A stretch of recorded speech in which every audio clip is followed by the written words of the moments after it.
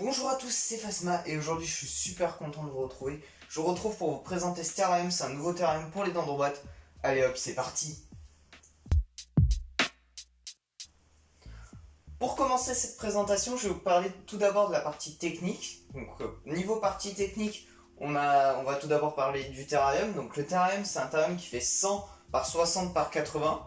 Donc que j'ai récupéré sur le bon coin, il était fourni avec son meuble et sa galerie d'éclairage. Je l'ai payé une centaine d'euros, faut compter aussi que j'ai rénové les joints en silicone, etc. Donc on va dire que ça m'a coûté 120 euros quoi. Donc c'est vraiment pas cher pour un terrarium de cette taille. Je vous conseille d'aller voir comme ça les petites annonces, etc. Vous pouvez trouver des trucs assez sympas en général. Après au niveau galerie lumière, je suis parti sur une super rampe de chez Solaraptor. Donc Solaraptor, vous connaissez peut-être, c'est une marque assez répandue au niveau des lampes UV surtout. Donc ils font des gros spots UV, je sais, pour les terrariums tropicales je crois, mais surtout désertiques. Donc ils sont assez réputés pour ça. Donc là je suis parti sur une lampe, donc c'est une 26 watts je crois. Donc elle fait 80 cm de long, donc elle fait pas toute la longueur du terrarium, mais vous pouvez voir que ça éclaire super bien, ça fait une belle lumière du jour. Donc franchement super content. J'ai aussi rajouté une lampe, donc une lampe UV dans un dôme Exoterra. C'est une lampe Reptilus, donc qui marche super bien, ça coûte pas trop cher. J'ai acheté sur Zomaya je crois. Donc voilà, donc c'est une petite lampe UV, c'est histoire de faire un petit plus. Au niveau de la brumisation, j'ai gardé ma pompe Trixie, donc sur laquelle j'ai rajouté plusieurs buses. Donc tout d'abord on a 3 buses, donc c'est des 50 microns, donc elles vont faire une fine pluie qui va rendre assez bien. Et on a aussi les 4 buses Trixie de base qui sont fournis dans le kit, je crois que j'en ai racheté 2 en plus. Donc voilà, je les ai rajoutés, comme ça fait de la pluie un peu de partout, ça humidifie bien le terrarium et ça permet à toutes les plantes d'avoir assez d'eau. Au niveau du drainage, donc je suis parti sur une fine couche de bidargile avec une pompe qui me permet de vidanger en fait la partie de stockage de l'eau. Donc voilà, c'est une petite technique assez pratique. Je vous montrerai des petits extraits vidéo. Donc voilà. Maintenant on va passer tout de suite, je vous propose à la partie aménagement. Allez, c'est parti.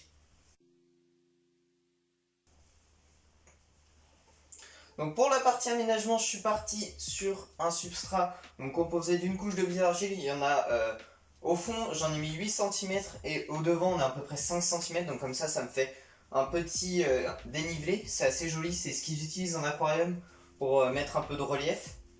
Donc c'est des bidargiles de tourbière, ce qui me permet d'avoir des bidargiles noirs, ce qui rend beaucoup mieux quand vous faites un contraste avec la tourbe de coco.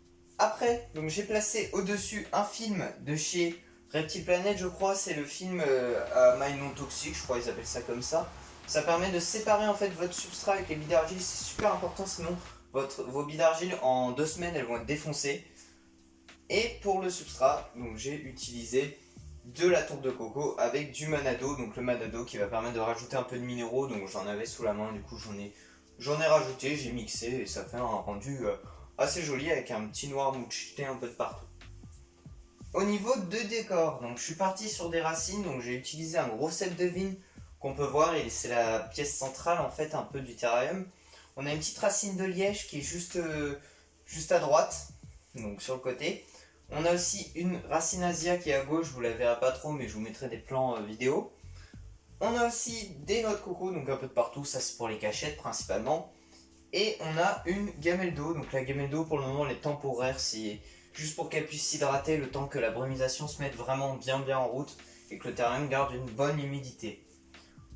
J'ai oublié de vous dire, au niveau des décors de fond, j'ai rajouté des plaques de tourbe de coco, donc des plaques de coco tout simplement, c'est pas de la tourbe. Donc elles sont siliconées, comme ça permet aux plantes de vraiment bien s'accrocher dessus. Et c'est vraiment pas chiant à faire parce que j'avais un peu, pour vous dire, la flemme de faire un décor en mousse expansive Elast Pur, ce qui est assez galère à réaliser. Au niveau des plantes, donc je suis parti sur des plantes de chez Ben Jungle, donc je vous invite à aller voir la dernière vidéo donc, qui en parle. Donc c'est des plantes, donc c'est une boutique de plantes qui fait des super plantes.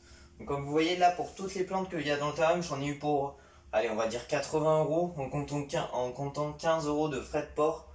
Donc franchement vous voyez c'est vraiment pas cher pour toutes les brumulacées qu'on a là. Sachant qu'on a des espèces peu communes, on a par exemple celles qui sont mouchetées un peu rouges.